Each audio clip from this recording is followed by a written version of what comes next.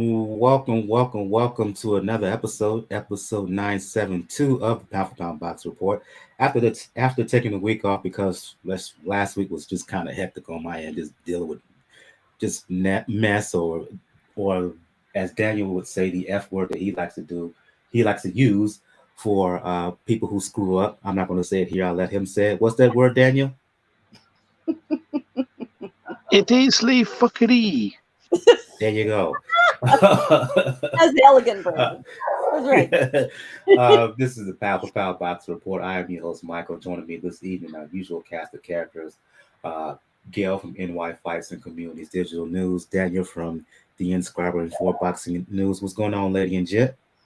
I think you can intuit from that introduction what the mood is on the show tonight already. Yep. Playing it loose tonight. So y'all join in and we're going to have a good time. Okay, for those who are new to Pound for Pound Box Report, Pound for Pound Box Report live YouTube show, site/blog, discussing all things sites, YouTube show, podcast, site/blog, discussing all things boxing. The motto is when boxing is good, we will talk about it. When it's bad, we will talk about it. The bottom line is if it pertains to the sweet science, it will get discussed. If you want to find out any and all things about Pound for Pound Boxing Report, the site is the place to go to. P4pboxingreport.com. If you wish to email us, you can do so. P4pboxing at p4pboxingreport.com. On the site itself, you'll find links to where to check us out wherever podcasts are available, be it Apple, Apple Podcasts, be it Google Podcasts, Anchor, Spotify, anywhere and everywhere else in between. You'll also find links where to check us out. Check the show, all over social media, links to the YouTube channel, links to the Facebook, Twitter, IG, Tumblr page. Also links to where you can donate. Got Cash Me and PayPal donation link. If you have $1, $2, $5, and you would like to share some coin or send out some coin to Pound for Pound Box Report, it would be greatly appreciated. It'll help the overall production behind the scenes. Last but certainly not least, also linked to Beachbody On Demand. We're still in the summer for those who are looking to get their bodies right or just want to get into improve their overall health and wellness. Please check out Beachbody On Demand. Got programs for all fitness goals or interests. If you're looking to for weightlifting, please check out Lift 4. For those who are already on Beachbody On Demand, check out Lift More, which is coming August, I want to say 20th, for the live masses. The old school P90X 1, 2, and particularly P90X 3, P90X 2 and 3 are still gold. P90X, the original one, that still works as well. Be it the Insanity Asylum series, Bar Blend, BYAB, Bring Your Own Body, which is a body weight fitness program. Or if you're looking for a boxing specific program, please check out 10 Rounds. That is a 6-week program, 3 days of 5 days, 5 workouts, 5 days a week of workouts. 3 of those days are boxing based cardio. 2 of those days are resistance weightlifting work. I've done it a couple of times. I really think you enjoy it. At the very least, check out Beachbody On Demand for the 14-day trial, free 14-day trial, and that is for 14 days. If you choose to access the free trial for 14 days, you get free access to any and all programs on Beachbody On Demand. Let's get things going this evening. Recapping some fights, and because we were off last week, we're not only going to do fights from this past weekend, but we're going to jump back to a couple of fights that took place a couple of weeks. So some fights that took place a couple of weeks ago. But let's start with this past weekend. The return of Danny Garcia, Gail. Last time we saw him in the ring was in a loss to reigning unified welterweight champion Errol Spence. Gave good effort, but Spence was just too much on the night. That took place in December 2019. We find out now, given his post-fight comments, he took time off as he was dealing with just some outside the ring issues and mental health. Returned to the ring to fight Jose Benavidez Jr., debuting at 154 pounds. And He won by majority decision. One card was a draw. I don't get that. I felt that Swift Garcia won clearly 9-3, 8-4 in rounds. Two thoughts here, Gail. For his debut at 154, I felt that Garcia looked reasonably well at the new division, carried the weight reasonably well, and he did a little bit more movement in this fight that I've seen from him in past fights, in and out, right? Used the jab more. On the other hand, I was frustrated at Benavidez because I mean we all know about him. We all know about his talent. When he let his hands go, I thought he did a good job. I thought even a couple of times he got Garcia's attention. The problem is, Gail, he was too inactive, and that's been a prevailing thing throughout his career. You see the talent, but you don't see him use it to his. You don't see him use his talent to the best of his ability, which makes him always fall short against the better competition. Your breakdown of the fight, thoughts on Garcia, thoughts on Benavidez. It's really hard to judge exactly where Danny Garcia is. He did look good.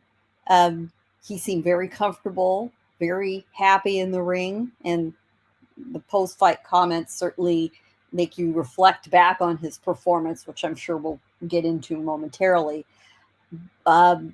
So he carried the weight well, which to me was the big question. What would he look like at 154? But damn, what the hell with Benavidez? It was not that long ago. He was a 17-year-old we all thought that was going to set the sport on fire, really on fire.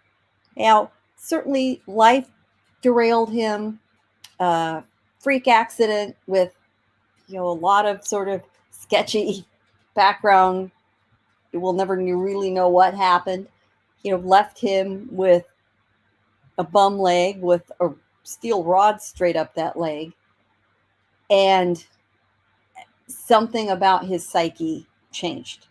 He seems willing to get in there and trade.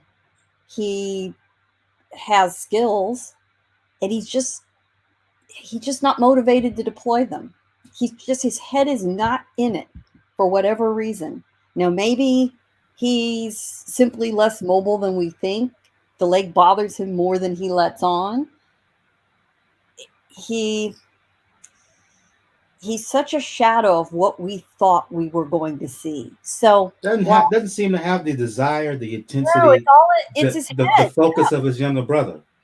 We have Jose Jr. training alongside David, both trained by their father, who is a very good trainer. And I'm not the biggest fan of the father-son training combo, but in this case, it works. I've seen them at work in the gym. Jose Sr.'s approach is very good. He doesn't seem to be one of these guys living through his kids in the ring. But, whoa, what different outcomes. David is truly much more self-motivated. He listens. He adjusts. He seems to be trying to improve himself. Jose Sr. was all over Jose Jr. Throw your hands, trying to give him instructions, and it just went in one ear and out the other. I think Jose Jr. really needs to think twice about hanging it up. Be that as it may, that's a completely different discussion from Garcia's performance and where he goes. Problem is, I'm looking through that prism of him facing Benavidez, and was his performance, his skills brought forward in this new weight division? Or, were we seeing true skills, or were we seeing a lackluster opponent? And he was going to look good no matter what he did. I am intrigued enough to want to see him move forward. I think there's a lot of opportunity for him. He's not going to get a title fight anytime soon because there's one man who holds all the belts, and I don't think he's real interested. there's still a lot of interesting fights for him. And I really did like the suggestion of a rematch and kind of a grudge match with Keith Thurman at either a catchweight or 154. I'm not mad at that. But a good performance. Danny did what he needed to do. And then Danny did what he needed to do after the fight. But we'll talk about that in a minute. Let's get into it now a little bit, Daniel. Gail was referring to the post-fight comments in which usually the calm and reserved Garcia, who calm and reserved Garcia, became overcome with emotion, talking about what he had to deal, what he has been through during his 2.5 years away from the ring. She says that mentally life was a struggle. He had a really down, dark time in his life. Look, we've heard this from Ryan Garcia, who took a sabbatical last year. He's back in the ring now, fighting consistently. What make of what you heard from Garcia in the post-fight interview? It's it's something that has to be held for what it is. Something very brave. Something in the very machista sport, but in a machismo Latino culture, it's something that's not really spoken about openly among men. Dealing with emotional struggles, mental struggles, that's something that unfortunately we're taught as men, particularly Latino men, to hold it in, to bury it, to not show that. And in a sport like boxing, that's exemplified even more. You can't show you're flustered. You can't show you're struggling. You have to be stone cold. You have to show that you're a warrior 100% no matter what. And luckily, Garcia is probably like the oldest one, but we're seeing some fighters starting to speak up and just let it be known that, yeah, they have these struggles. They have to deal with this. Ryan Garcia is actually the main example when people pointed to it. But with Danny, you could tell like it affected him. A lot of the struggles going into it, going from 140 to 147, not being as successful at 147 as you would think he would be, and now going into a new division, was basically an unknown. And even though he put on a great performance, even though, like I said, it speaks a lot more to what Benavidez wasn't able to bring than to what Garcia was doing. He was at least able just to let go in that front. He was at least able to say, even as a winner, I'm dealing with something. I was not in a good place. Now I'm back in that place where everything's good, and hopefully they get the ball rolling. It's something that should be commended, and hopefully we see a lot more of. So yeah, this is something we had to touch on, given how emotional he was during the post-fight. Let's move on in terms of future here for Swift Garcia. Gail, you mentioned how the prospect, how he said he wanted a rematch with Keith Thurman. They fought in 2016. Very good fight, one of the better fights of that year. Thurman ended up winning, I believe it was by split decision. He also mentioned a fight with Arislani Lara. He wants to fight Lara, who's a regular WBA middleweight champion. He would like that fight at a catchweight at 155 pounds. Also, you had former unified junior middleweight champion Tony Harrison. He was in the building. Showtime interviewed him in between rounds, and he said he was rooting for Garcia because he desperately wants an opportunity to fight him. Gail, Daniel, if you were Garcia, what direction do you think you would go? I honestly don't know if he will get Thurman, and I will talk about that in a bit. But if you team Garcia, what do you think his next move should be? I do like the Thurman fight, but you mentioned that Thurman may have another dance partner, but we don't know. There's a lot of Daniel's favorite effery going on, courtesy of the WBC and a few other folks. So the chairs are being shuffled around on the deck there. I do like the Thurman fight. I really do. I think the grudge and the intrigue. Thurman was Garcia's first loss, and it was a split decision, so it was close. And I think that would be a lot of fun. I think the lead-in fight would sell it pretty well. I wouldn't mind the Harrison fight. I think that would be a good style matchup. I'm less enthusiastic about Lara. The only reason that Garcia is going after Lara is he could claim that he has won a third division title. But come on, it's the WBA's regular title. It's not the actual lineal super title.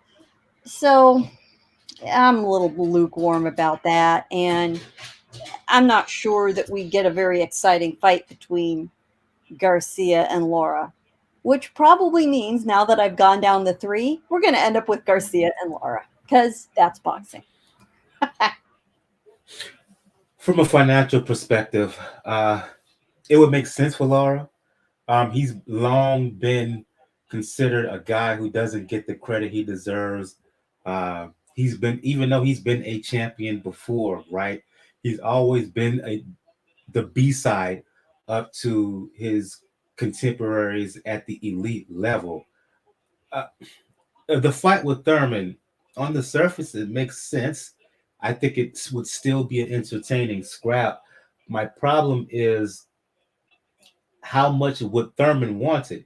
He responded on his IG basically saying he's Danny Garcia. That fight is above me now.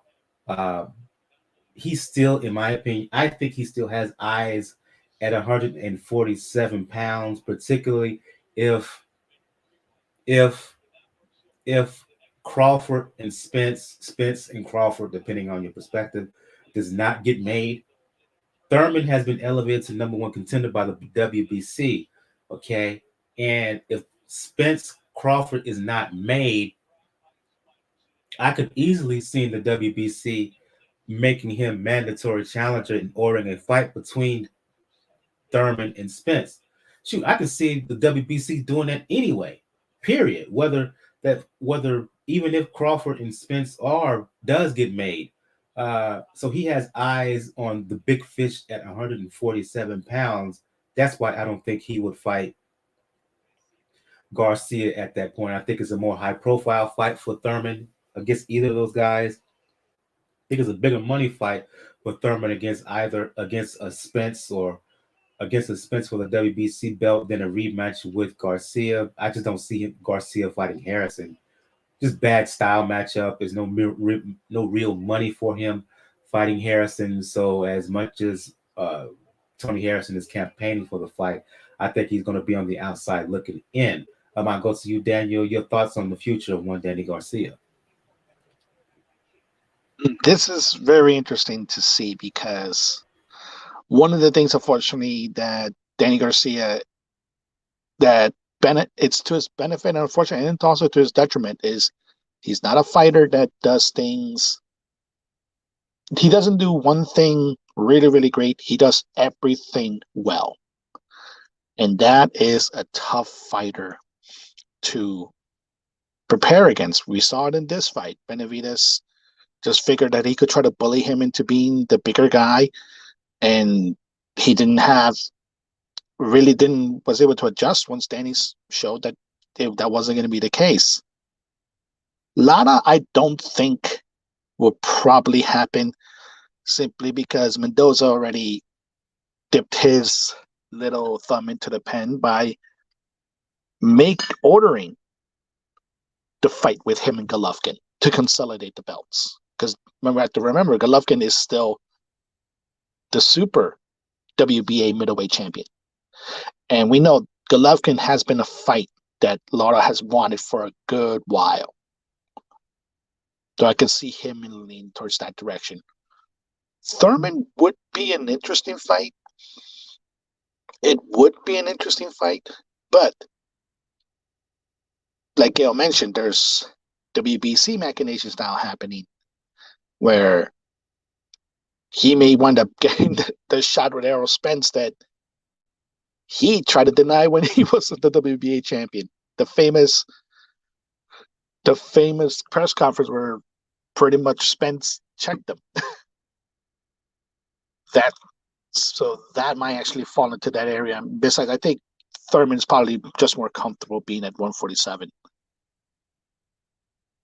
And unfortunately, with 154, it's a good murderer's row, and that unfortunately falls into the part that I don't like about Danny in this part. He doesn't look to have real knockout power in this weight class. No, he doesn't. And that's going to be an issue with whoever you face. So if it's going to be a style matchup, if it's going to be something where you're going to be prepared and it's going to be more of a tactician's fight, yeah, I'm going to lean towards Tony Harrison. It's a fight that, as difficult as it probably seemed money-wise, it's also a fight that can prepare you for what you're going to see at 154. Because Benavidez, unfortunately, wasn't really the right test in this weight. Harrison, somebody that has been a top contender to the division, somebody that is very difficult to prepare for, and also somebody that can self-destruct at the last moment and during the fight, which can be an advantage for Garcia. Why not him? Yeah, the money may not be there, but if you're trying to make a statement in 154, if you're trying to say this is the division I'm going to be in and I'm going to be a problem from a tactical standpoint, to me, it makes sense. So it'll be interesting to see where Swift Garcia goes from here. Solid performance. Will it be a rematch with Thurman? Will he get a shot against Lara for quote unquote middleweight? Seems like 155. That sounds awful like Canelo weight to me, but that's just my opinion on that. Whether Tony Harrison gets in the mix and gets a fight with him, we will see. We will see where it goes. On the undercard here, interesting matchup that took place. Gary Antuanne Russell Daniel, rising junior welterweight, fought Rances Barthelemey. Fight ended in the 6th round in controversial nature. Decent scrap along the way. I thought at one time Barthelemey may have gotten Russell's attention with the shot. I could be wrong on that, but that's just my thought watching the action. But Russell clocked him in the 6th round with a right hook, put him down. Barthelemey got up a little wobbly, but many people felt that he could have continued, but the referee thought otherwise, stepped in and said no more. The fighter and his manager bitterly protested to the Showtime crew afterwards.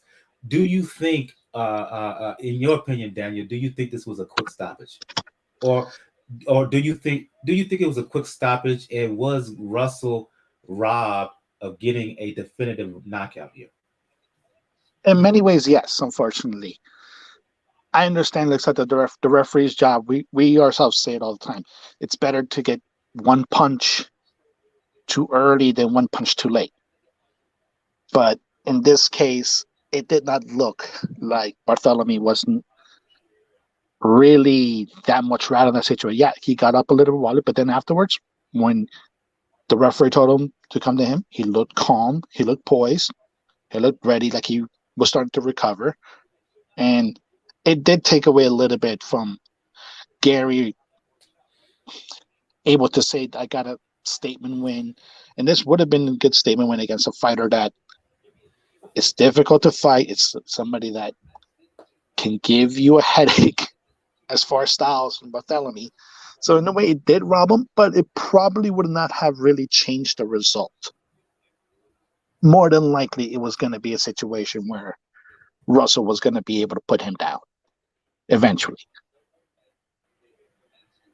For like Barthelemy's health is probably the best that it did happen, but aesthetically, we know it's going to look like a bad stoppage, and ultimately it's going to leave probably more questions than answers for Mr. Russell. For those who follow me in the boxing context, for people also know I'm a senior writer for Three Kings Boxing. Shout out to the Three Kings Boxing crew, 3kingsboxing.com, your source for pure unadulterated boxing information. Uh, Shout out to the man behind Three Kings 2K, aka Prodigy of Boxing. Um, Bo, who we've had on this show on Powerful Town Boxing Report numerous times. Head of Media Relations, fellow senior writers Bakari, Jarrell, aka Big Cool, Red, who does a lot of the editing on Big3kingsboxing.com behind the scenes. I mentioned that once again because Bo and myself, we do a live Twitter space, weekly wrap up or roundup on Twitter space every Sunday. And that all leads me to this, Gail. Uh, I asked Bo during the particular Twitter space last Sunday where about Gary Antuanne Russell. He fights at 140, which is an interesting division. With Josh Taylor, the word on the street is he's going to fight Jack Catterall November 26th, I believe it is. It's expected he's going to move to 147 afterwards. So, bit of an unsettled picture in the division with Taylor, with Catterall, Jose Zepeda, Jose Ramirez, Regis Prograis. We're going to talk about all three of those fighters later on in the episode. With people like Alberto Puello, Subriel Matias, Liam Paro, Teofimo Lopez, who we talked about in the last episode, right? When you look at Gary Antuanne Russell, based on this fight here with Barthelemey, based on what you've seen from him in previous fights, where do you think that Antuanne Russell fits in that junior welterweight landscape? He's uber talented. It was another frustrating fight in that the quality of the opponent and unfortunately the piss poor quality of the stoppage by the referee left us not fully equipped to judge his performance. It looked good. I don't doubt him at all when he said at the end of the fight, stop now, stop later. It really didn't matter. He was going down anyway. I firmly believe that's true. I think he needs to keep doing exactly what he's doing. Stay in the ring, keep performing, keep himself in front of the boxing public until his opportunity comes along. 140 is yet another division like 154 that's, got a logjam at the top. Now, should those 140 titles all be dropped, which I'm sure they will in the not too distant future, then you're going to see a scramble for vacant belts. And there's absolutely no reason Gary Antuanne can't be right in there. I think he's absolutely got the talent. And the other thing we seem to have is, again, some of the more successful examples of father-son family settings for training. And rest in peace, Gary Sr., he has done a wonderful job leaving that legacy behind of the brothers. Gary Antuanne had two of his brothers, including Mr. Gary Russell Jr. and Gary Antonio, I believe, in the corner. And they're doing well by each other. So such an interesting arrangement now that the brothers are going to be the ones to carry on the family's legacy. And I'm very intrigued by the thought that Gary Jr., who's now the senior member of the Russell team, I'm wondering if he might step back to the training role his father once held, given his last performance was not so hot. I'm very intrigued by that, and I think he'd make an absolutely sensational trainer.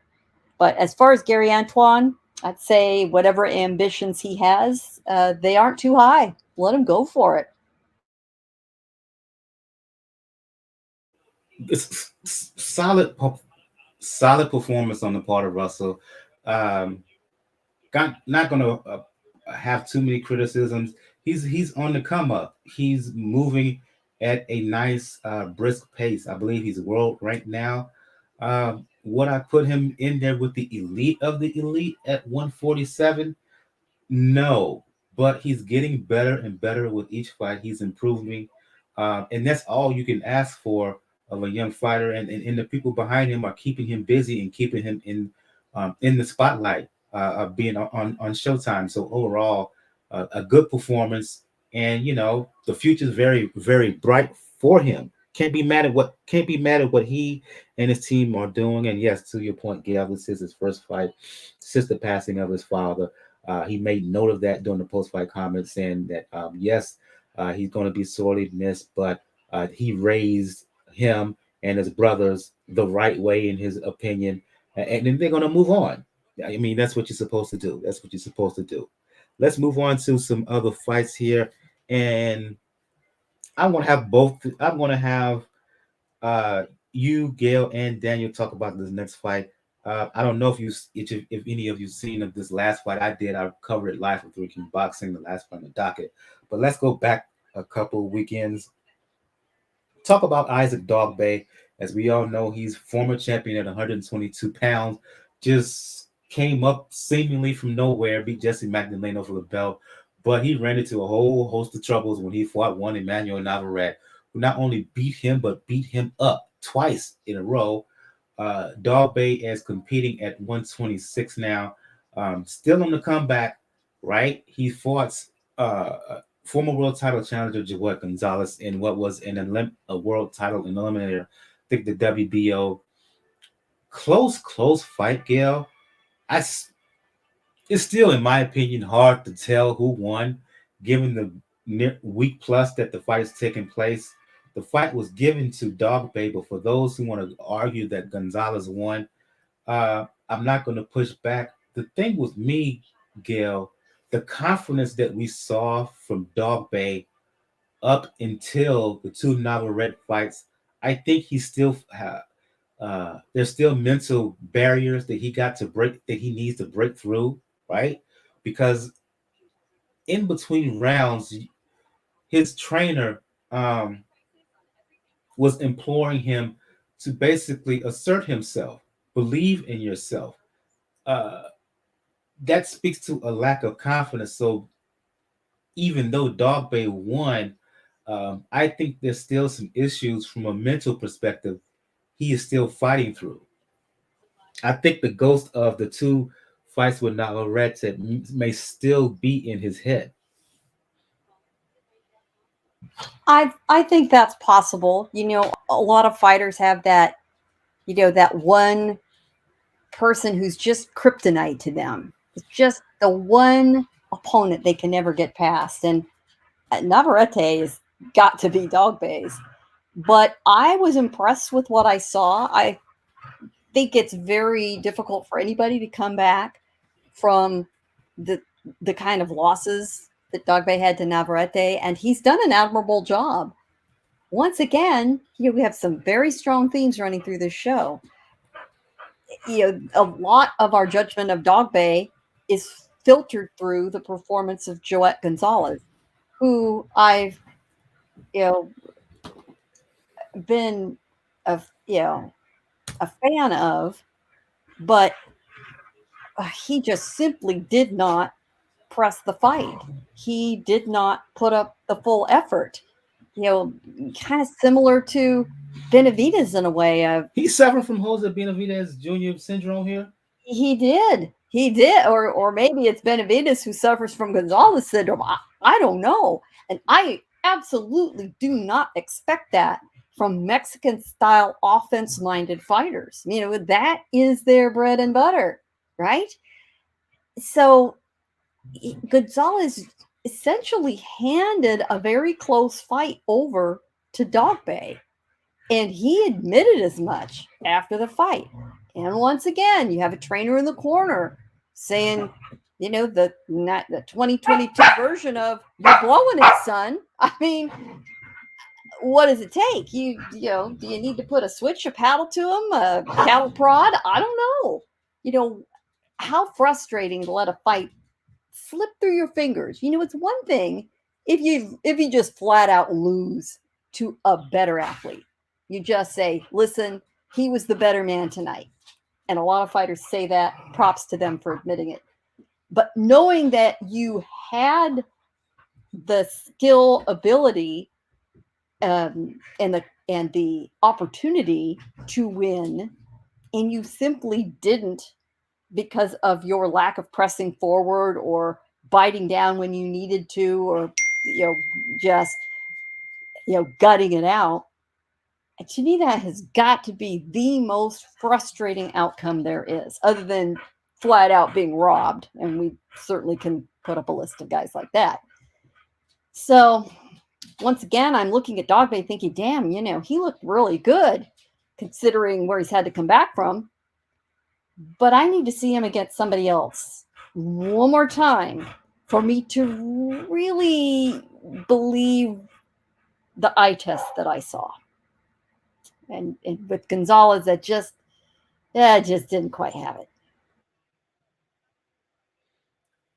I'll go to you, Daniel. I see this shout out to Los Libertinos podcast, who's checking us out on the show.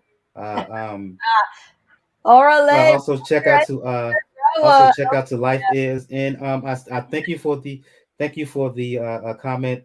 Life Is. I'll make sure to go back and talk about that fight. Thanks for the reminder. Los Libertinos says here, I'm on that Broner Figueroa ish.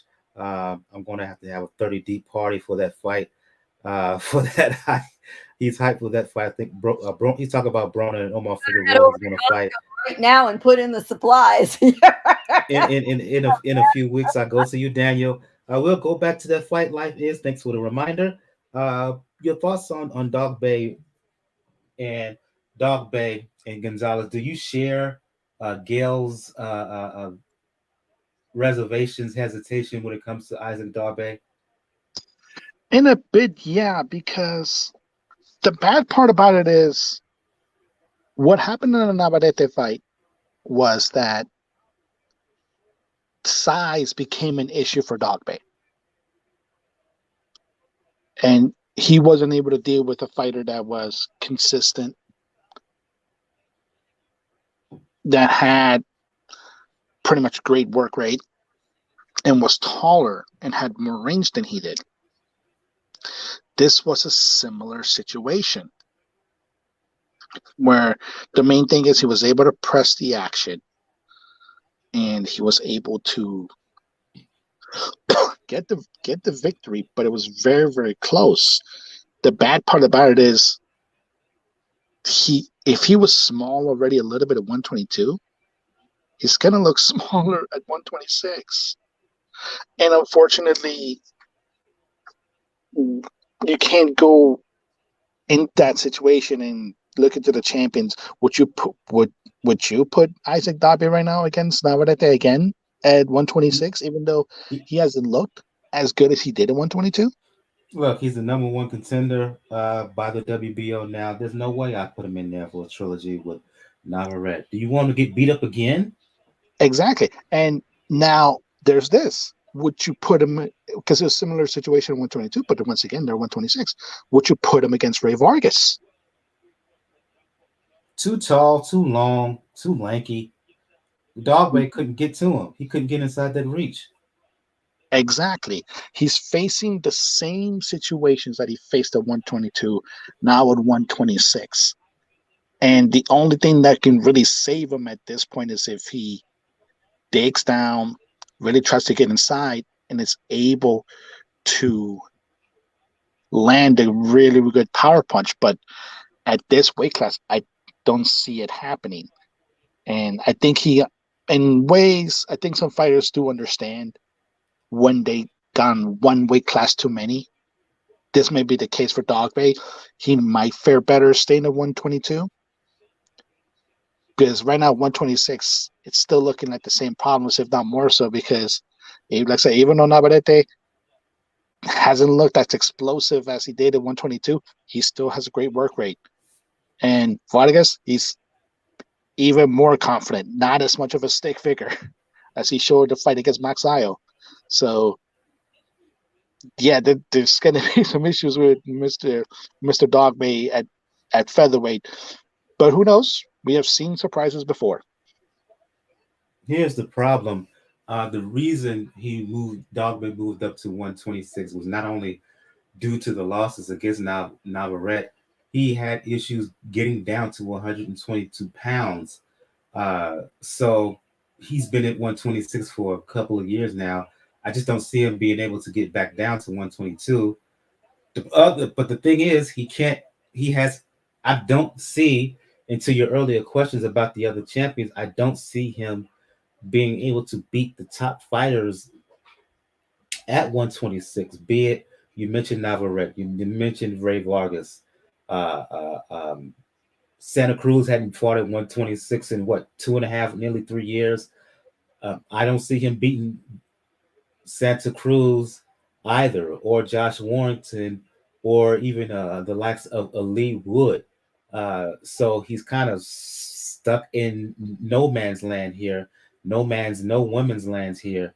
So he's just gonna have to try to plug along, and try to get as good as he can. But from the looks of it right now, yeah, as boxing with Frank says here in the chat, and I'll quote him. I'll put his comment up here again. He says, "Just Dogboe is a decent fighter, B class, a guy, a B class guy, B class a guy, but not the guy."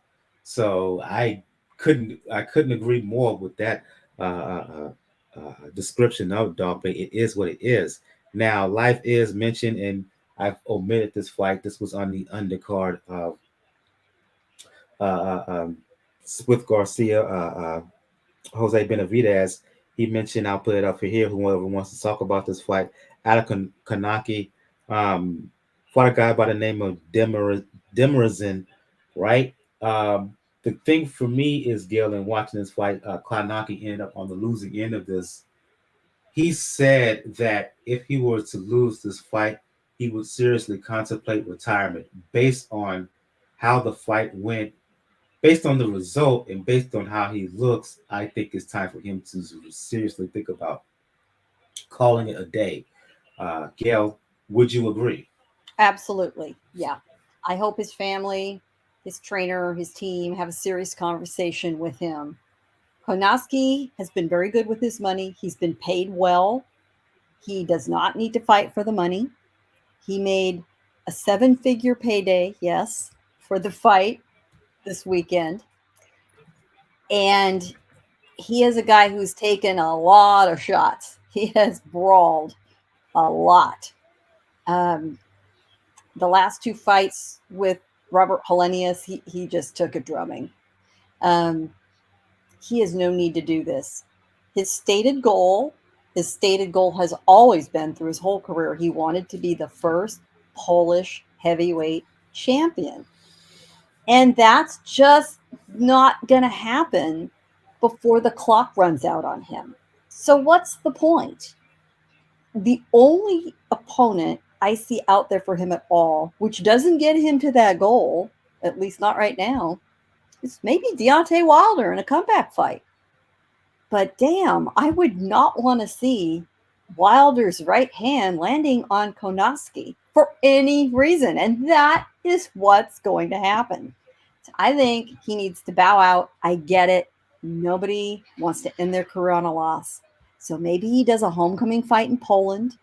They find him someone serviceable that he can beat. He gets his win, and he calls it a career. He's always given a good, honest effort. He just simply, a little like Dogboe, he is what he is. I will say they have one thing in common. They have both maximized the skills they were given. They're not at the A level of talent, but they worked hard to use what they had, and they both made very good careers for themselves. They maximized what they were given to work with. And I admire any fighter who does that. Not everyone is going to be a Naoya Inoue or a Terrence Crawford or Errol Spence or an Alexander Usyk. They're just not. They just don't have the tools, don't have the opportunity, whatever it is. But if you maximize what you've got to work with, my admiration goes to you. But Adam, please retire when you can still be a great husband, great father. I have a feeling there are a lot more things you can do, whether it's in sport or out. You've got the money to do it. Say goodbye. Comment here from Los Libertinos podcast. But I want to thank everybody who's listening to us this evening live. Be it Los Libertinos, be it Boxing with Frank Bay, be it Life Is. He says, and I'll directly to you, Gil. He says Polish guy versus Areola for retirement for both. Your thoughts on that? I know Areola. He's still one of your favorites. The thing is, they fought already. It would be a rematch. They fought in 2019. So that, that was their record-setting punch count fight for heavyweights. Between the two of them, they threw 2,000 punches. Oh my God. I'm not sure if we need to see the leftovers, warmed over version of that 3 or 4 years later.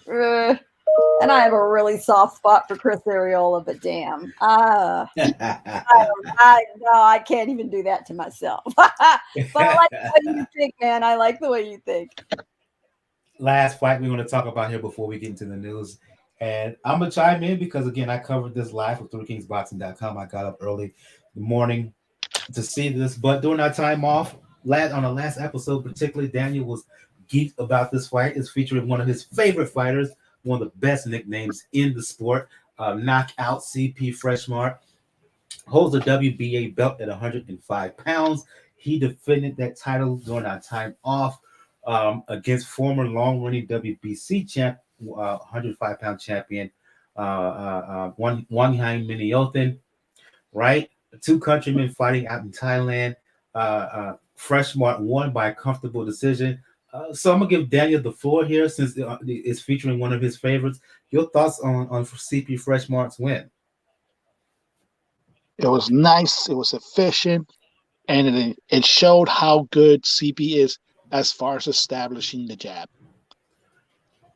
He peppered his opponent with it all night long, and it was evident in the scorecards. Unanimous decision. Wide cards on him. I think the closest card just was the 116, 112 that they had on it.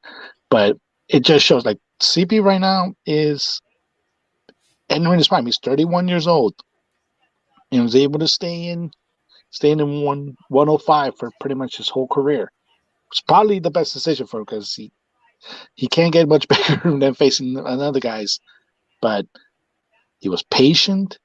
Like I said, he does need to be because for a guy, remember that even though he's called Knockout CP Freshmart, doesn't produce a lot of knockouts.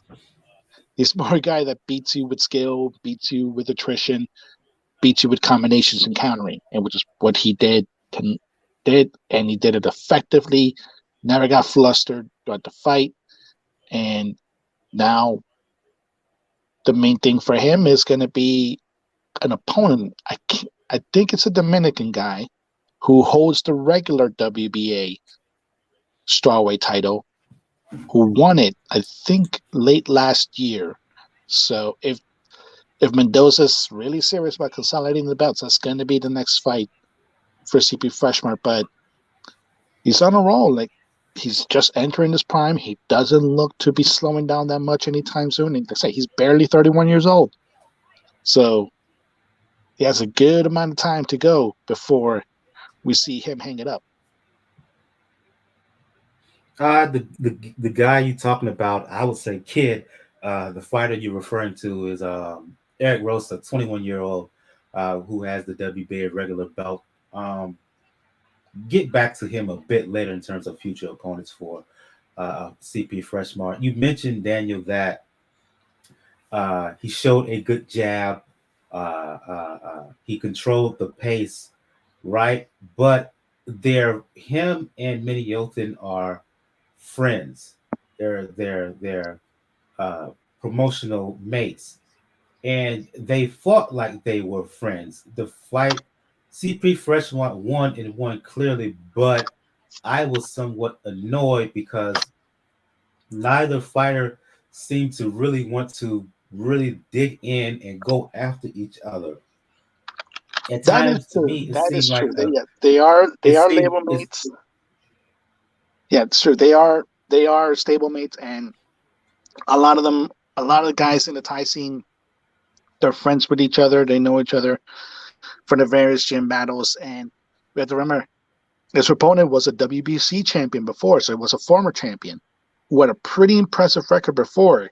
He was like probably one of the guys that Floyd wants you to forget about because before his last loss, he was 54-0.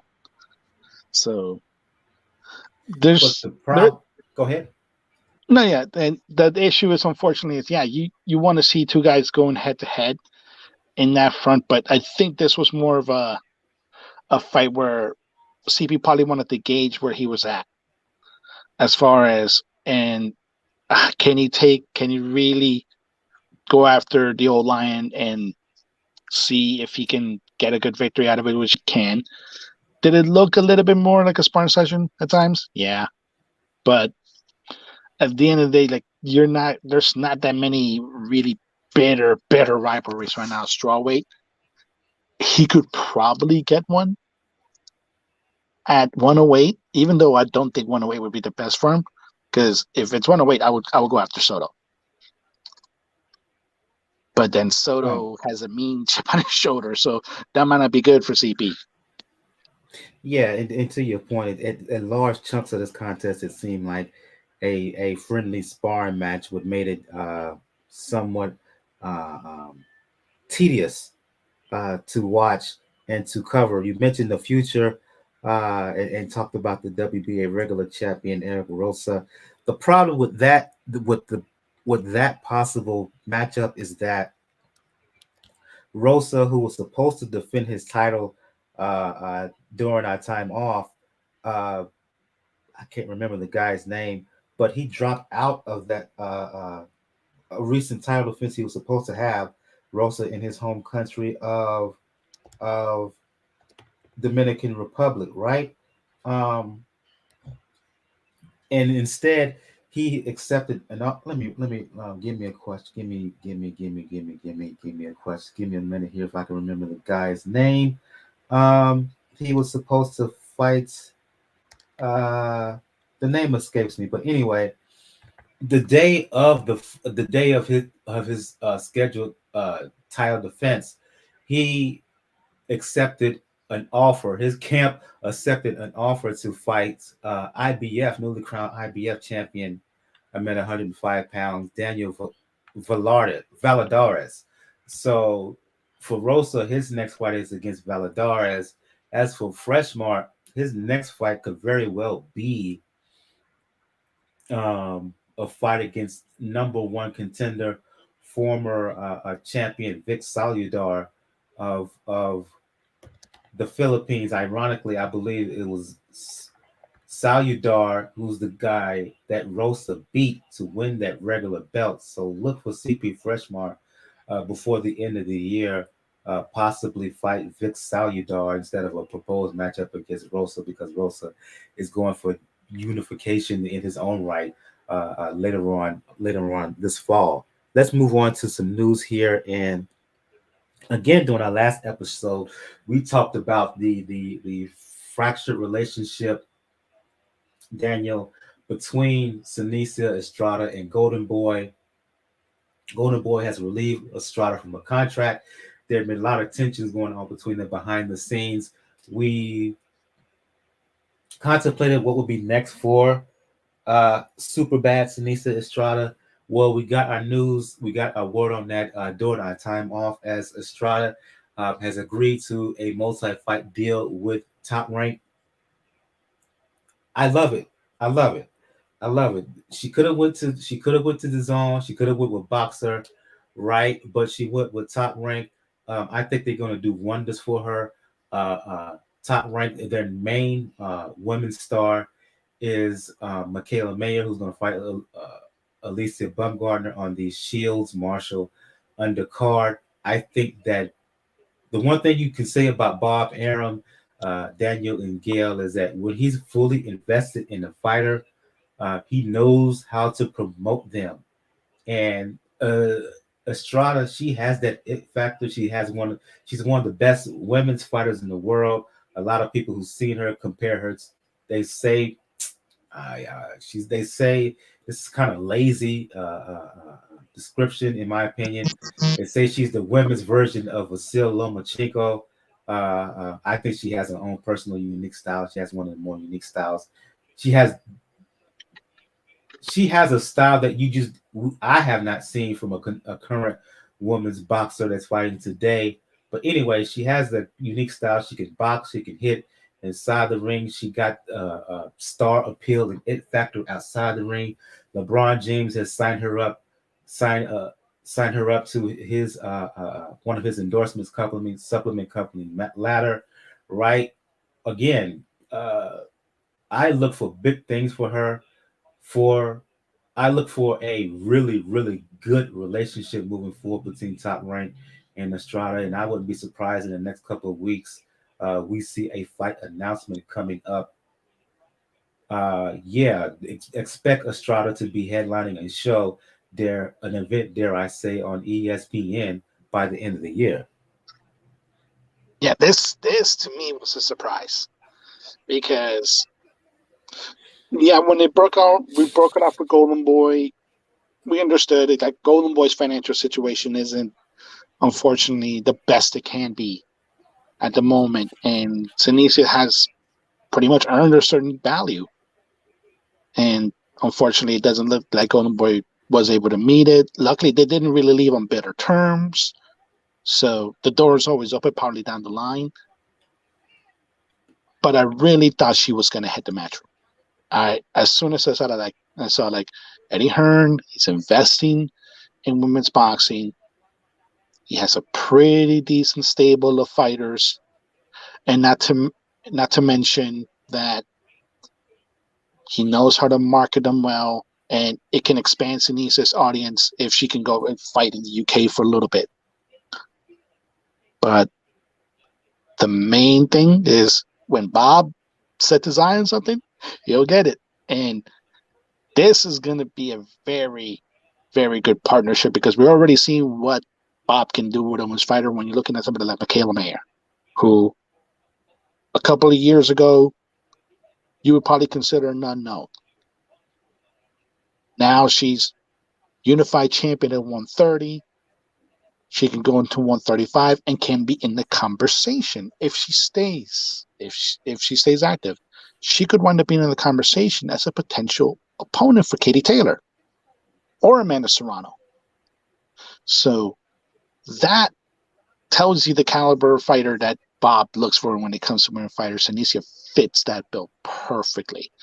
And with the backing of that, you have the backing then of ESPN. You have that machine going with them. And not to mention the fact that I don't think they're going to stop her probably from working the zone cards as commentary. They don't have a reason to. So you can have her on the zone, have her on Top Rank cards on ESPN. This kid is going to make money. The only regret I have, like I said, this is my own personal thing.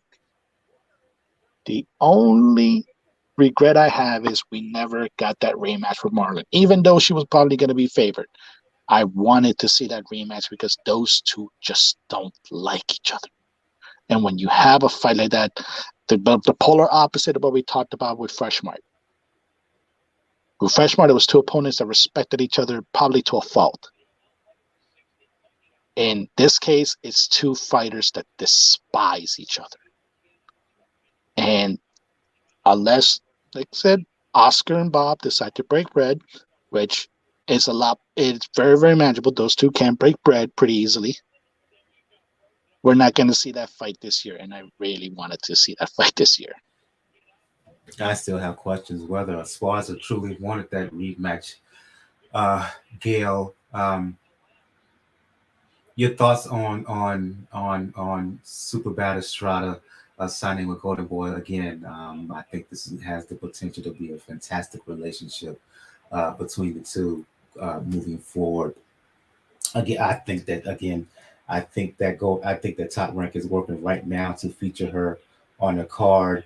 And if Mayer is to beat Baumgartner in September, I could easily see a mayor, Estrada, main event, co-main, co-headliner at the beginning of 2023.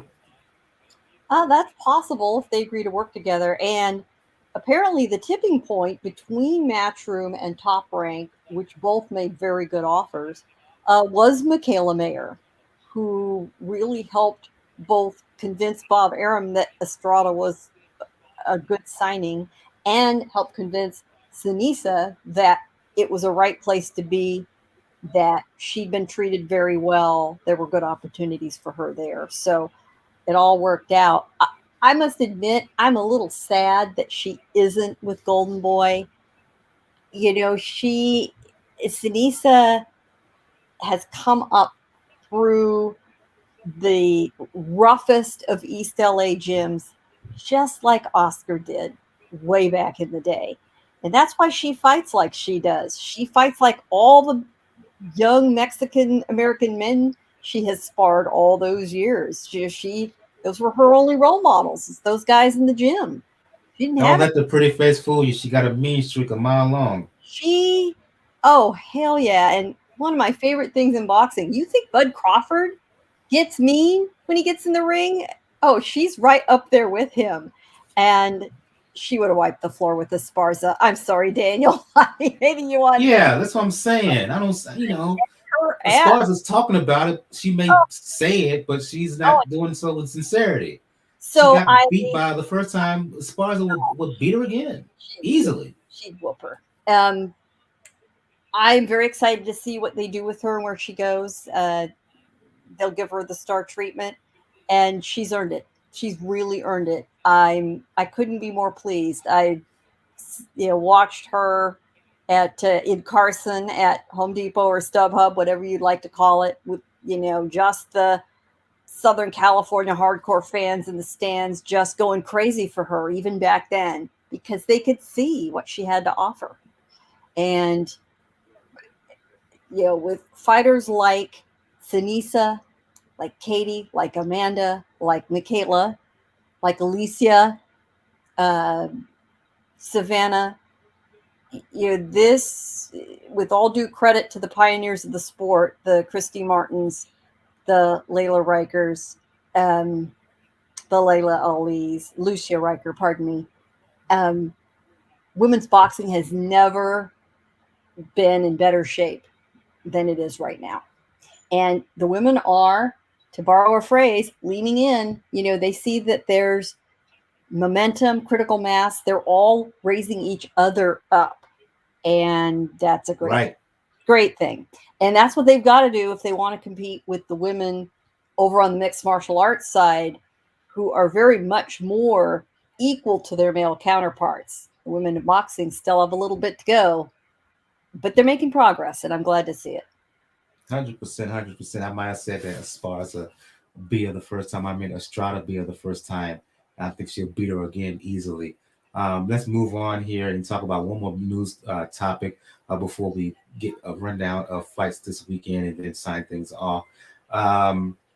Surprising development here, in my opinion, Daniel, and that involves the WBC, the vacant WBC belt at 140 pounds. It was believed that Jose Zepeda was going to fight.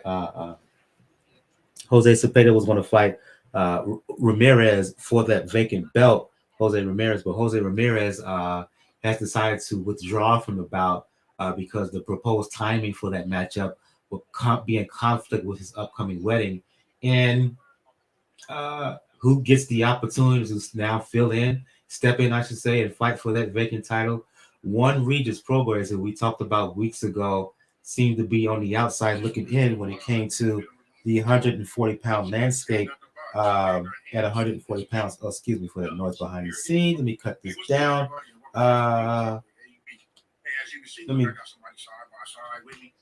Excuse me here. Something playing behind the scenes. Let me cut that off. My bad on that. But yeah, it seemed like Rugal was going to be left out, the man on the outside looking in when it came to the world title picture, be it with the BC or the BA, right? But WBC has now ordered Prograis to fight Zepeda for that vacant 140-pound title. They have until August 30th to come to an agreement on the deal. If not, it'll go to purse bids. But I'll go to you on this one, Daniel. What did you think of Rougarou finally getting an opportunity to fight for another world title at 140? One of the things that I tend to do on Twitter is whenever somebody gets something or whenever something happens that feels that is very deserved and it's been a long time coming, I put on Twitter Q LeBron, and I put the meme when LeBron won the first championship that he won with the Heat, where he said it's about damn time. Yeah, and for Rougarou, it's about damn time. Oh, because the way I understood why it was appealing when they first made the matchup with Ramirez and Zepeda, because that was a good fight. It was a fight people would still wanted to see, but yeah, Rougarou got shafted on that one. But luckily, granted, it took some creative thinking, and unfortunately also a situation that Ramirez has to deal with that got him this opportunity. But this is one of the perfect fights that Rougarou needs to pretty much take the taste off of that Triller card against Red Catch out of a lot of people's mouths. Because unfortunately for a lot of people, that was the last time they saw Rougarou in a ring. Oh, you mean that non-punch knockout? Yeah. And the one where Red Catch actually probably got nominated for a Razzie. But that is the fight that people have long wanted to see Rougarou in a title shot in the division, where he's always been a tough contender. And it's hardly really been an issue for him as far as weight. So this is going to be a very entertaining fight. And you have with somebody like Zepeda, who has something to prove himself, it's going to be a very, very fun fight. And the best part about it, no political blockages, because Rougarou is a free agent. He can do what he needs. I go to you, Gail. At 33, he has more days behind him than he does ahead of him. So for this opportunity to fall at his feet, perfect timing. It really is. He cannot afford to burn any daylight, and this is a golden opportunity. Get him back. It's a good style matchup for him. He can do what he does best, and will be treated to a great fight. And I have missed Prograis, and in the best of what he can do. He's been gone too long, so I look forward to this. Let's cross our fingers and hope it all comes to pass. Indeed, and because this fight needs to be negotiated and finalized. Please stay tuned to Pound for Pound Box Report, as well as Three Kings Boxing, I should say, for further and continual updates regarding this upcoming match up. Let's move on and start breaking down some fights here. I'm going to split this up between everyone here. Going back to you, Daniel. The last time we saw Michael Conlan, he was getting carried out of the ring, and that is the result of one of the more dramatic fights, maybe the most dramatic fight we've seen thus far. His fight with Lee Wood had put Wood down in round number, either the first round, I believe it was. The second round, excuse me, had Wood in all kinds of trouble in the early portion of that bout. Wood got up and fought back and continued to inch his way back into the contest, but heading into the last round, Conlan was ahead on the scorecards, on all three scorecards, but halfway through the fight, a right hand from Wood just knocked Conlan out on his feet. Follow-up combination not only put Conlan down, knocked him through the ropes. He got knocked completely out of the ring. He had no support, so he fell flat back, head up back head against the arena floor. A lot of concern. He was whisked away to the hospital. Fortunately, test all examinations at the local hospital, was released the following day. He makes his return this coming Saturday, fighting in his hometown of Belfast, fighting former multiple-time world title challenger Miguel Mariaga. Mariaga can punch, right? He has pop, but he's also 35 years old. The big question coming into this, Daniel, will there be any lingering effects of what he went through physically and mentally from the Lee Wood fight? He says in the lead up, wrote an article about this for Three Kings. He says that everything has been all good. He believed there would be no after effects. There's no ghost in his head. Do you think that will be the case Saturday, or is it all a wait and see, and we won't find anything out until the bell rings? In this fight, there shouldn't be. Because luckily it's not a situation where we're facing another fight in the UK, because we know how UK fans can get. We know they can get very raucous. We know they can get very loud, and they'll remind them of Lee Wood fairly easily when what happens in because you didn't get the rematch. Mariaga is a decent fighter, but he is up there in age, and it's a good bounce back fight, something to see how he is as far as skills, as far as physically, if he's still there, but mentally is always going to be the picture. That's always going to be the picture, because it's one thing to lose it's one thing to lose the way like Jake Catterall lost. Controversial decision. Most people thought you won. It's another one for you to lose in a way that is a highlight reel for the next decade. Yeah, he got literally Bernard Hopkins. So in that front, that has to be a tough battle mentally, and that has to be the main hurdle that you're going to see, because if he gets into a little bit of trouble, especially because of the ropes, is he going to hesitate? Is he going to try to see if you're in a position where it can happen again? I don't expect it to, because Top Rank, whenever they have these type of situations, they tend to produce good rehab fights, but you never know until that bell rings.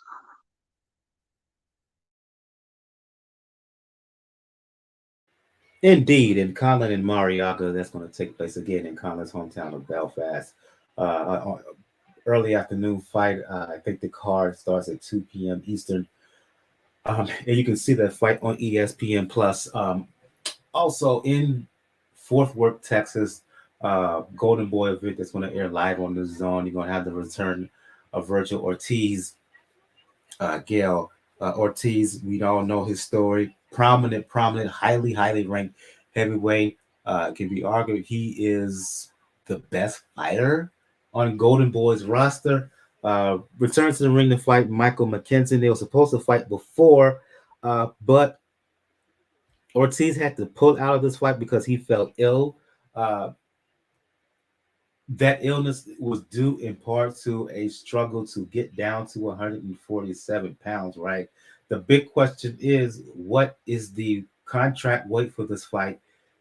If it's in welterweight, quote unquote, did Ortiz make the weight comfortably? I'm looking to see how he looks physically, be it at the weigh-in and on fight night, given the issues which led up to his postponing or withdrawing from their first scheduled match. I'm not real concerned. I think that he's learned his lesson. A lot of this problem emerged during pandemic times where he didn't have a lot to do other than train. And both he and his father are complete gym rats.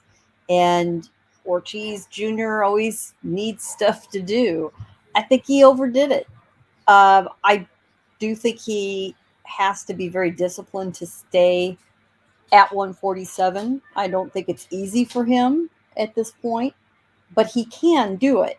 but he needs to be smart about it, not just keep going in there and pounding himself on, at the gym. He needs the right nutrition. He needs the right rest. And sometimes the rest part of the equation is really hard for these hard charging young athletes. They don't get it. And he got dealt a pretty harsh lesson. He seems fine. His doctors seem to think he's fine. I agree with you. I'm going to be very interested to see how he looks on the scale. He says he's at weight. He's been in very good spirits, not very cool, not agitated at all. That's kind of his personality, fight week. And the truth is, McKinson is not exactly a fearsome opponent. I'm glad Ortiz is back in the ring. I'm glad he made good on the matchup for McKinson, because he lost out on the fight in March when Ortiz had to back out. But, seriously, this is one of 4 active fighters with more than 10 wins with a 100% knockout ratio against the guy who's a perfectly serviceable opponent with, 22 fights and 2 knockouts. So do we really think Ortiz has anything to be worried about here? I do not.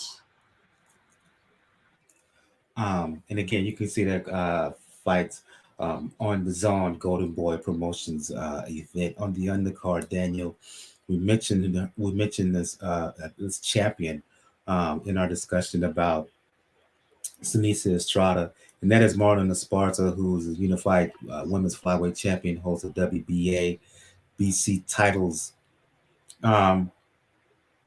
She has a fight coming up on this undercard, fighting a lady by the name of, technical issue. She's fighting a lady by the name of Eva Guzman. Eva Guzman has a 19-1-1 record. So on the surface, it looks like she could present a challenge, but closer inspection of her record, Daniel, says that she has fought no one of note. No one. Her opposition up to this point has not come anywhere close to the level of Esparza, minus a unanimous decision win against a lady by the name of Meenayothin to win the then interim WBA title. So I think that makes her #1 contender, I believe it is. But outside of that fight, she's fought no one of note. Most of her wins have been against ladies who either losing records or less than 5 fights on their ledger.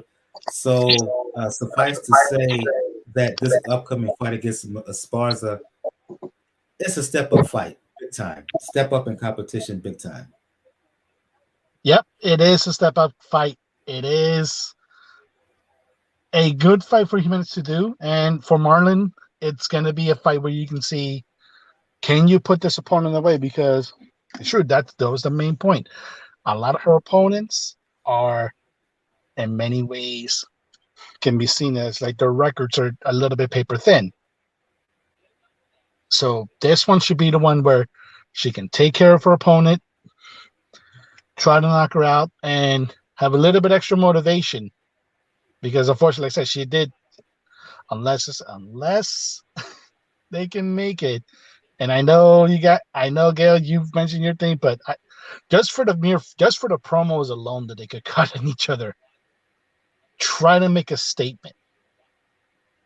And even like I said, you're not in the same promotional side.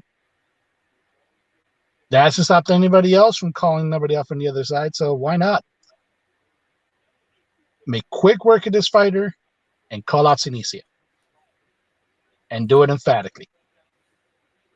Because that's probably going to be the closest you're going to get for a bit until Oscar and Bob break bread. But it's going to be entertaining. It's going to be an entertaining fight. Marlen does present pretty good entertaining fights when presented with the right opponent. But this may not be one of them. Mm-hmm. That would be a great scenario. But again, I just don't see the rematch between Esparza and Estrada happening anytime soon. I see your message in the private in the private chat, Gail. We will get on that. I forgot to mention it. But let's talk about one more fight here before we go back, before we get to what you mentioned here in the private chat. And I go to interesting fight here. Blair Cobb. You either love him or hate him. One of the biggest trash talkers in the sport, right? In his last fight against Alexis Rocha, he talked the talk, but he didn't walk the walk as he got stopped in 9, right? He returns to the ring fighting a former 140-pound champion, Maurice Hooker. At the very least, Gail, this should be into a very, very entertaining fight. Uh, Cobb is wild inside and outside the ring, while Hooker is himself vulnerable. He can be hit, he can be hurt, but he also can punch. I'm just watching it just for the fun. This kind of has car accident written all over it. It really does. Some of us know Blair fairly well, and he knows exactly what he's doing. Again, here's somebody who I think is well aware of his skill level, but knows exactly what role he was meant to play, which is, The villain. The entertainment value, more than a little WWE, sprinkling The heel on him. He has a great time. He has a great time in making sure we all have a great time. He is a very, very bright guy. He knows exactly what role he's meant to play.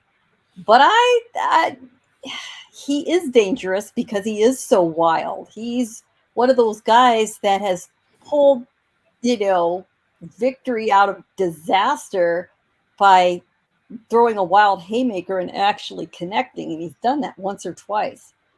That's probably his only chance against Rocha, who has really tightened up his act.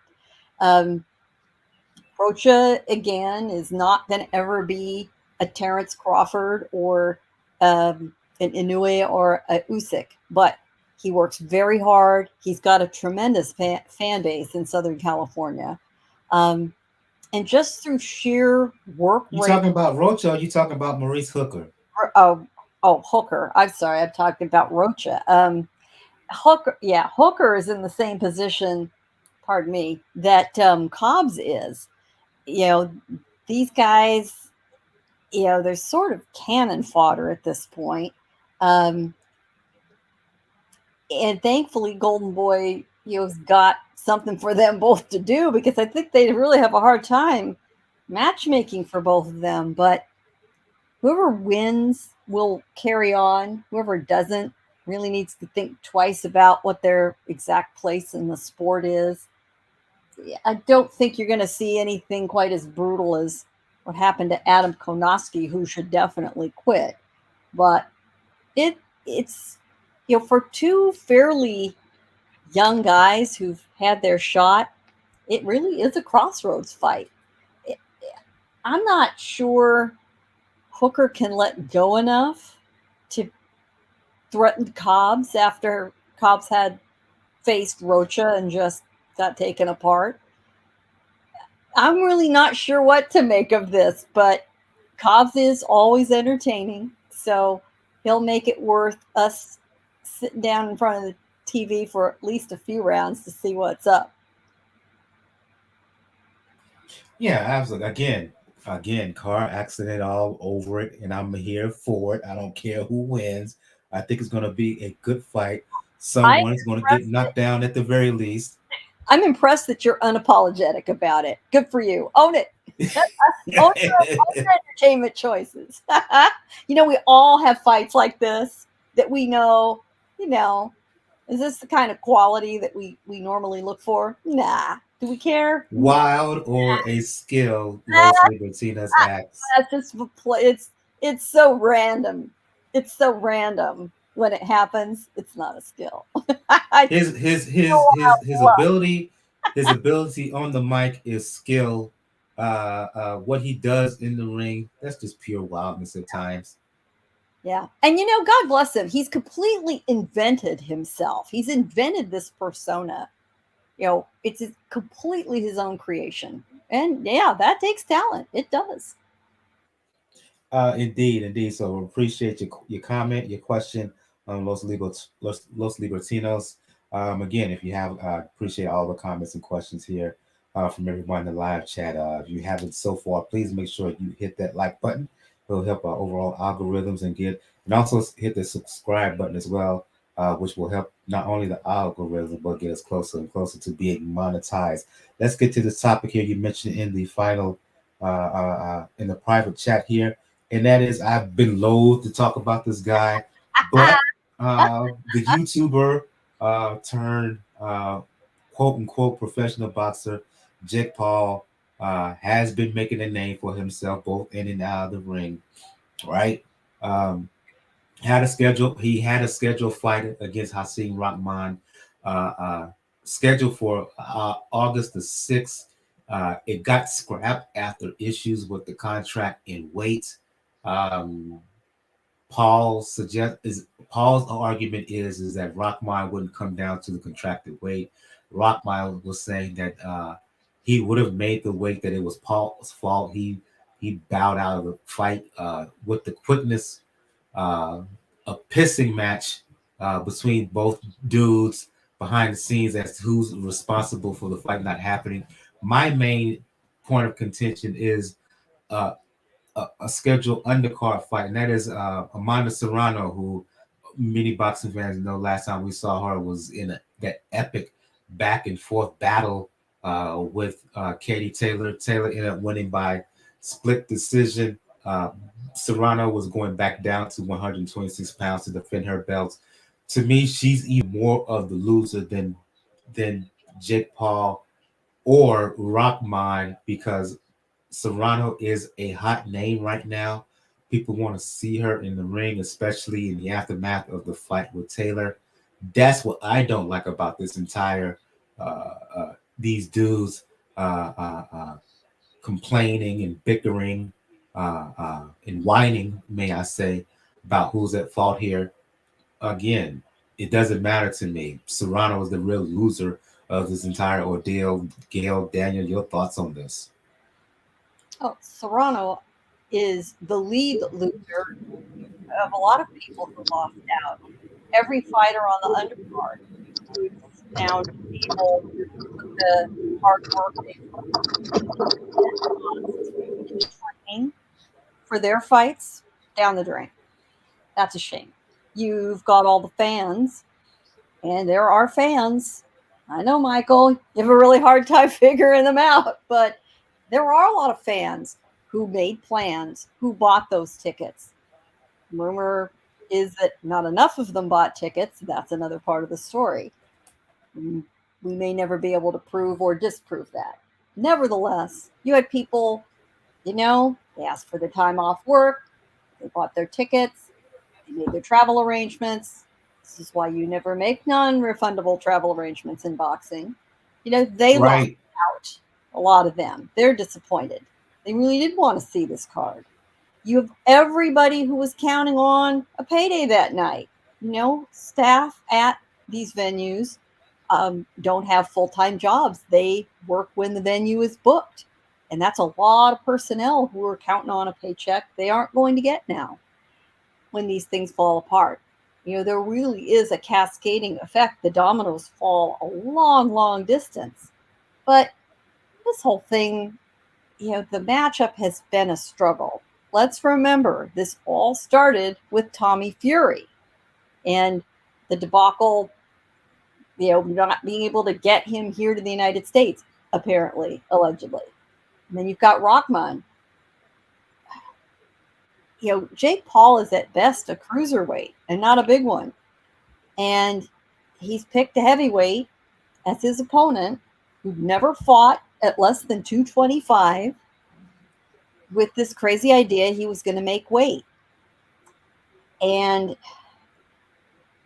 finally, it's really the the New York State Athletic Commission stepped in and said, no, we do not want Rahman going down to 200 pounds for the weigh-in. That's too low. 205. Then you've got to reconfigure What's the rehydration clause? Are we going to keep that in place now to being 10 pounds? What's the day of weigh-in? It's got to be a big fat mess. Rahman Jr. appears to have either not read the contract very carefully or was misled by members of his team, or simply didn't bother him with a lot of the details. So both sides could take quite a bit of blame. If the cancellation had to occur, better to do it quickly, as soon as possible, as soon as Paul found out there was an issue that couldn't be overcome. I mean, that is the right time to pull the plug. The argument from Rahman's team was, well, let us get on the scales. Let's see how we could do. Well, then you've really got a problem with people who have already traveled, with fighters who have already traveled, who've made their arrangements, who've done that last week of really hard prep, especially if any of them were having to struggle to make weight in their own fights. The other opportunity was to simply remove the main event and carry on with the undercard. Serrano can carry a main event. We just saw her do it. It wouldn't be a sellout, but it would at least have salvaged the event. I'm not quite sure why that didn't happen. I surmise that the problem with that was more with the pay-per-view arrangements with Showtime. That would have been a very tough ask, to make this a pay-per-view without Jake Paul at the helm. Could they have switched this to regular Showtime? Maybe that was just too difficult and was discussed and discarded. I don't know. We'll never know. This is what happens when you get involved with Jake Paul. Yeah, just, yeah. Struggling to say anything more. There it is. I'm very curious to see where he goes from here. There is discussion that Anderson Silva is in this. We talked about this a little bit pre-show. That would just be nuts.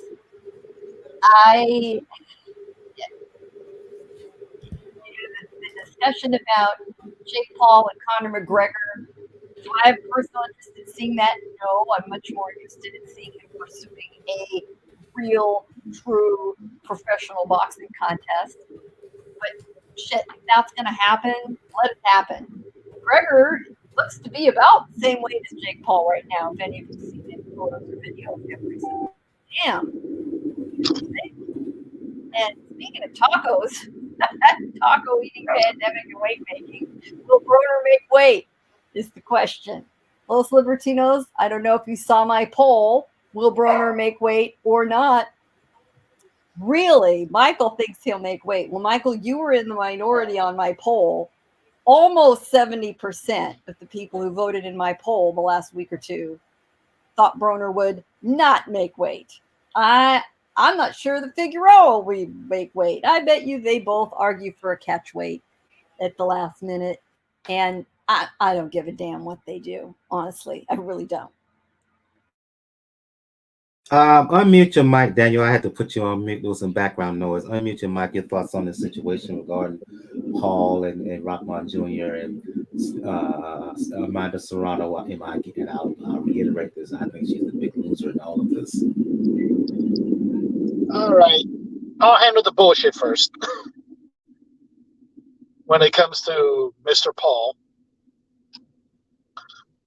first of all, good on the New York State Athletic Commission for jumping in and not letting a dangerous situation, as far as somebody trying to cut weight, be taken to an extreme. We have to give. I'll give props to the New York State Athletic Commission on that. That being said, Rahman has fought in that weight like 215, 216 before. So he can get down to that weight, but he can do it with a proper training camp. Not when you're rushed in as a last-minute opponent because Tommy Fury is unfortunately a pawn in the game between the U.S. government and Daniel Kinahan.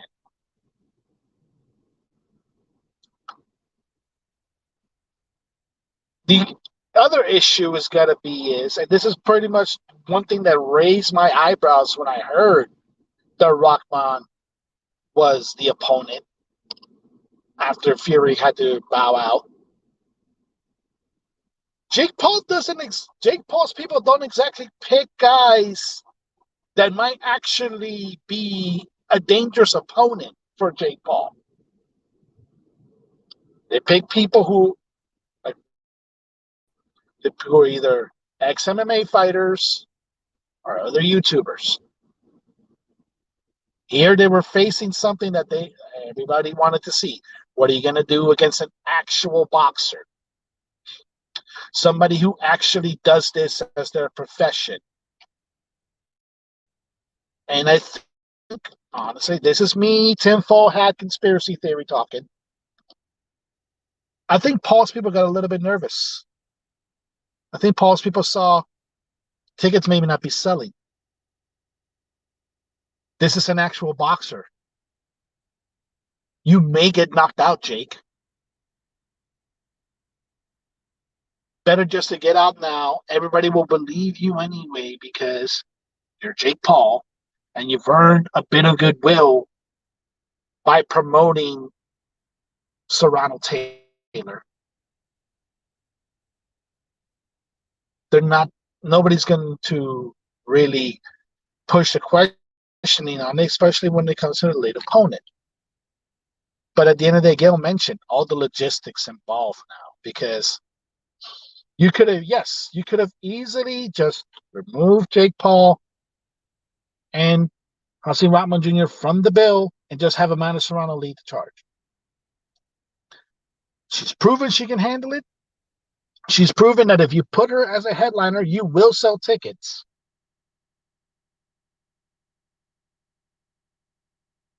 And yeah, it might have been a situation where it's a lot harder to probably sell it as a pay-per-view than what it is when it's regular Showtime Championship Boxing.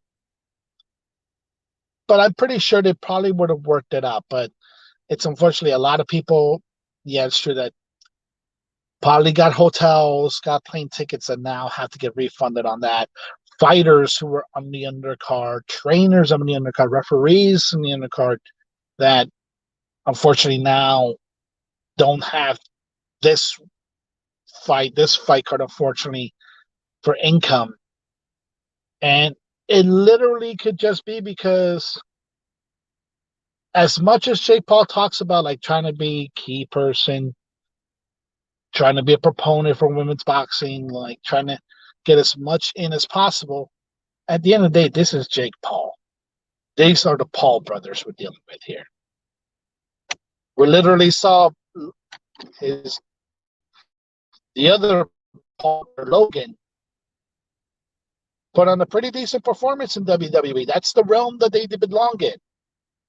Something that is coordinated, predetermined, where they may know the risk, but they also know the results. Boxing is, it's a little bit of a hobby for them. As much as they train, as much as they show that it can work on it, but at the end of the day, he was going to face an actual boxer who knows what he's doing, and there could have been a legitimate chance he could have been knocked out. So I think they backed out of it. Now, like I mentioned, you're hearing Anderson Silva saying another former MMA fighter, another person who, has been knocked out before, and while he does have a great legacy, it's also a very tainted legacy with Mr. Silva. So it's just a big fucking mess, unfortunately. Overall, I feel bad. Obviously, the most you feel bad for is for Amanda, because this could have been an easy fight. This was a mandatory.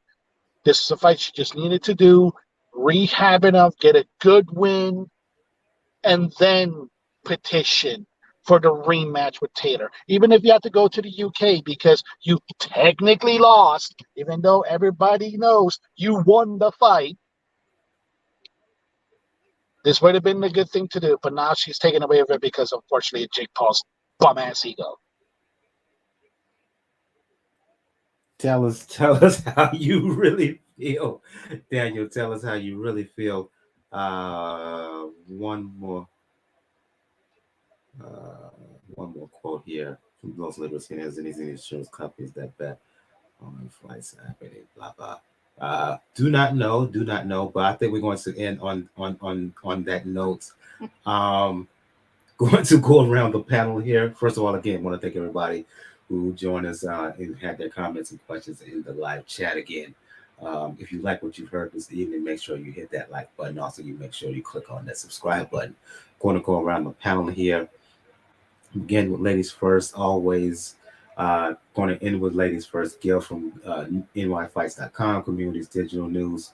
Who I hope I'm not spoiling this. Who will be in attendance at the upcoming Canelo Triple G3 in Las Vegas. For those who want to talk boxing, for those who want to talk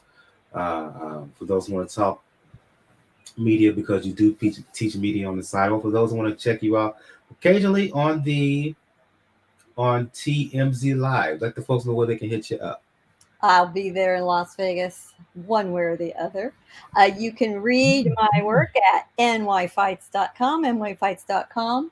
You can also hit me up on the boxing Twitter at PR Pro San Diego. And I always like to mix it up with y'all. I'm going to go to you, Daniel, for those who want to talk. For those who want to talk boxing, for those who want to talk pro wrestling, especially given the recent news of the WWE and Vince McMahon, or for those who want to talk the Miami Heat and somehow get an explanation of Jimmy Butler's hair, let the folks know where they can hit you up.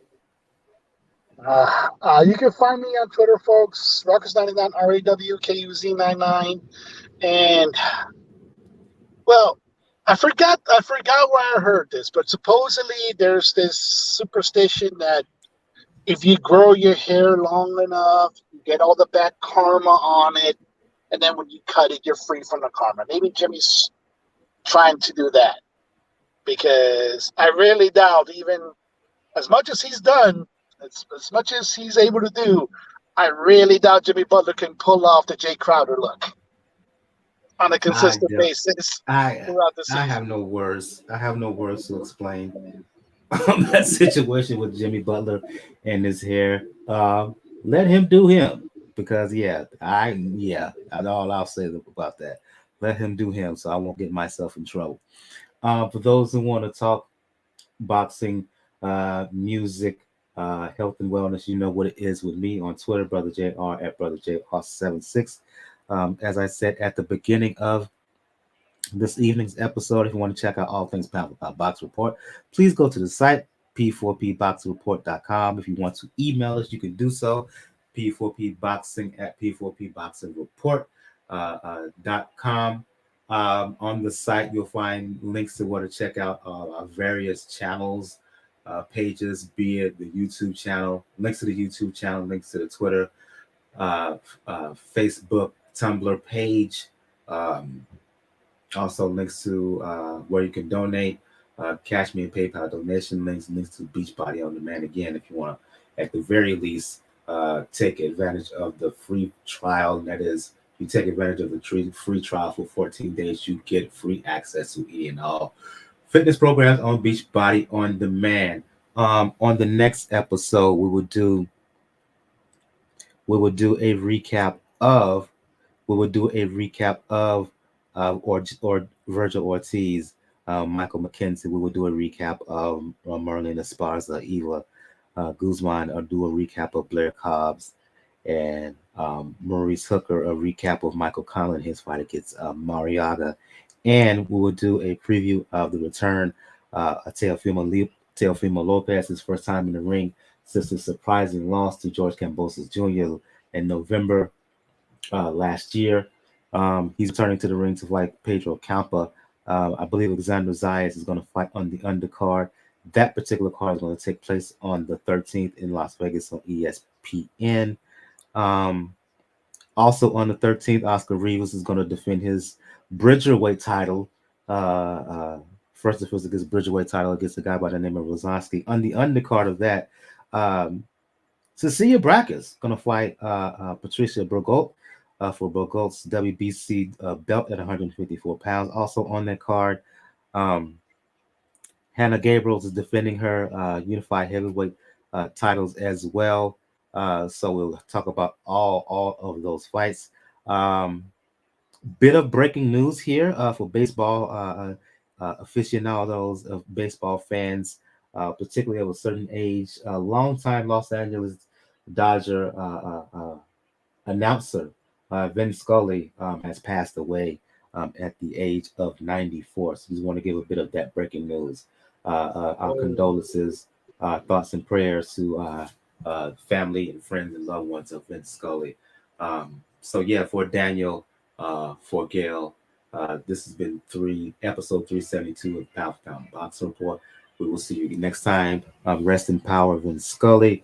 Also, rest in power, Mary Alice. For those who are Matrix Revolution fans, for those who are fans of A Different World, you remember her in that movie and on that series. A Different World was my show.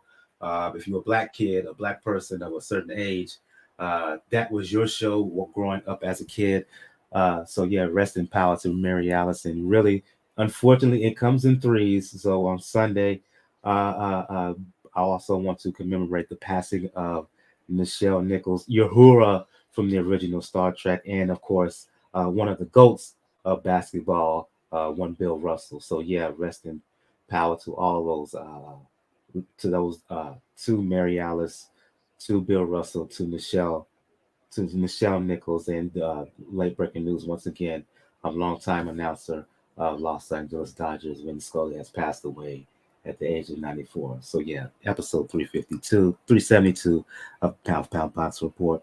We will see you guys next time. Everyone have a good evening and good night. Rest in power to the great Bill Russell. Indeed, indeed.